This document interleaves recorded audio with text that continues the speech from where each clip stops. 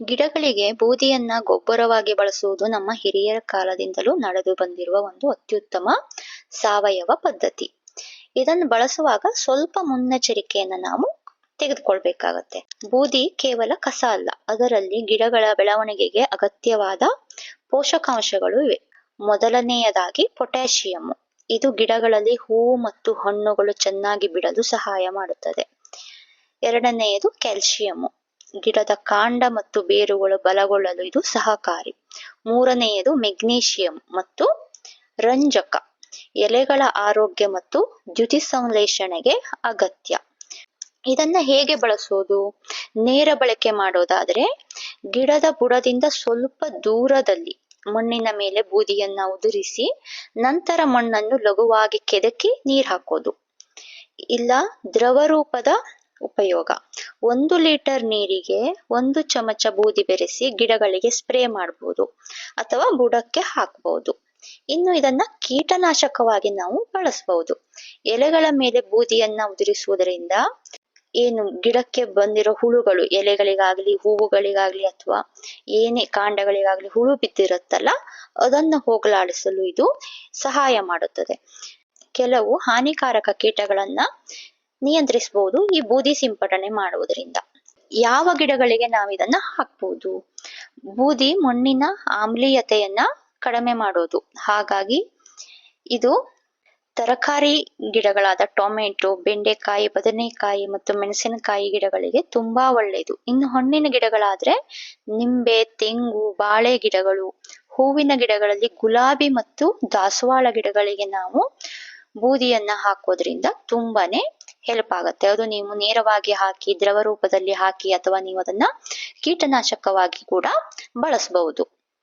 ಇದನ್ನ ನಾವು ಹಾಕ್ಬೇಕಾದ್ರೆ ಕೆಲವೊಂದು ಮುನ್ನೆಚ್ಚರಿಕೆಯನ್ನ ನಾವು ತೆಗೆದುಕೊಳ್ಬೇಕು. ಮಿತವಾಗಿ ನಾವು ಬಳಸಬೇಕು. ಕೆಲವೊಂದು ಮುನ್ನೆಚ್ಚರಿಕೆಗಳನ್ನ ನಾವು ತೆಗೆದುಕೊಂಡು ಈ ಬೂದಿಯನ್ನ ಬಳಸಬೇಕು. ಮಿತವಾಗಿ ಬಳಸಬೇಕು. ತುಂಬಾ ಬೂದಿಯನ್ನ ಬಳಸೋದ್ರಿಂದ ಗಿಡದ ಬೇರುಗಳು ಸುಡುವ ಚಾನ್ಸಸ್ ತುಂಬಾ ಇರುತ್ತೆ. ಸೊ ತುಂಬಾ ಬಳಸಬಾರದು. ಡೈರೆಕ್ಟ್ ಹಾಕ್ತೀರಾ ಅಂದ್ರೆ ಗಿಡದಿಂದ ಸ್ವಲ್ಪ ದೂರದಲ್ಲಿ ಹಾಕಿ ಮಣ್ಣಿನ ಮತ್ತು ಗೊಬ್ಬರದ ಜೊತೆ ಮಿಕ್ಸ್ ಮಾಡಿ ಹಾಕ್ಬೇಕು.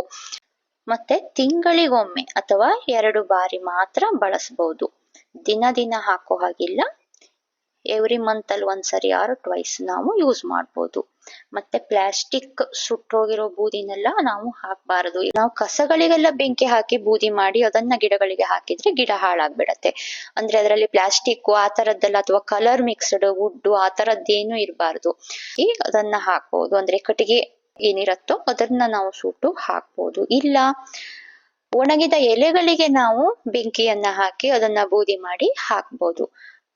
ಇದೆರಡೇ ಬಿಟ್ರೆ ಮತ್ತೆ ಯಾವುದೇ ಪ್ಲಾಸ್ಟಿಕ್ ಸುಟ್ಟೋಗಿರೋದು, ಕಸ ಸುಟ್ಟೋಗಿರೋದು ಅಥವಾ ಪೇಂಟಿಂಗ್ ಮಾಡಿರೋ ವುಡ್ ಎಲ್ಲ ಇದ್ರೆ ಅದನ್ನೆಲ್ಲ ಸುಟ್ಬಿಟ್ಟು ನಾವು ಗಿಡಗಳಿಗೆ ಹಾಕಕ್ಕೆ ಆಗಲ್ಲ. ಯೂರಿಯಾ ಜೊತೆ ಮಿಕ್ಸ್ ಮಾಡಿ ಬೂದಿನ ಹಾಕೋ ಹಾಗಿಲ್ಲ. ಸೊ ಇದನ್ನ ಯೂರಿಯಾ ಜೊತೆ ಮಿಕ್ಸ್ ಮಾಡೋಕೆ ಹೋಗಬಾರ್ದು. ಮಲ್ಲಿಗೆ ಮತ್ತು ಸ್ಟ್ರಾಬೆರಿ ಅಂತ ಆಮ್ಲೀಯ ಮಣ್ಣು ಇಷ್ಟಪಡುವ ಗಿಡಗಳಿಗೆ ಇದು ಒಳ್ಳೇದಾಗಲ್ಲ ಅಷ್ಟೊಂದು. ಇದೇನಿದ್ರು ದಾಸವಾಳ, ಗುಲಾಬಿ ಈ ತರ ಗಿಡಗಳಿಗೆ ಮಾತ್ರ ಇದು ಹೆಲ್ಪ್ ಆಗುತ್ತೆ. ಕೆಲವೊಂದು ಗಿಡಗಳಿಗೆ ಈ ತರ ಆಮ್ಲಪ್ರಿಯ ಗಿಡ ಅಂತ ಇರತ್ತೆ, ಮಲ್ಲಿಗೆ, ಸ್ಟ್ರಾಬೆರಿ ಈ ತರದ್ದೆಲ್ಲ ಗಿಡಗಳಿಗೆ ಇದು ಅಷ್ಟೊಂದು ಹೆಲ್ಪ್ ಆಗಲ್ಲ.